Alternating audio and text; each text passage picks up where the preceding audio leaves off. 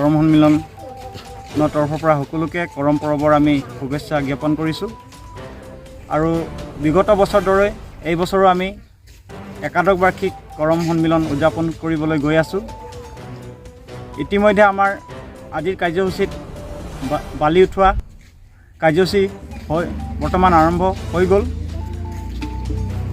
আৰু এই কৰমখনি আমি অনুষ্ঠিত কৰিছোঁ আমাৰ সদায় চাহ বাগিচাৰ মুকলি মঞ্চত দুদিনীয়া কাৰ্যসূচীৰে অহা 28 আৰু 29 ছেপ্টেম্বৰ শনি আৰু দেওবাৰ।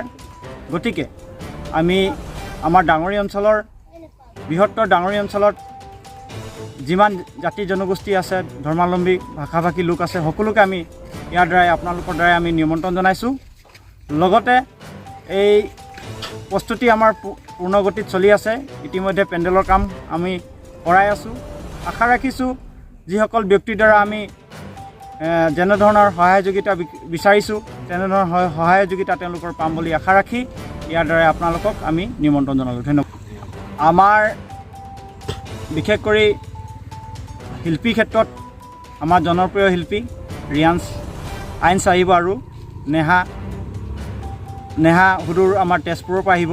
গতিকে সকলো আমি সাংস্কৃতিক প্ৰেমী ৰাইজক দ্বিতীয় দিনাৰ বাৰেবনীয়া সাংস্কৃতিক সন্ধিয়াত উপস্থিতি কামনা কৰিছোঁ।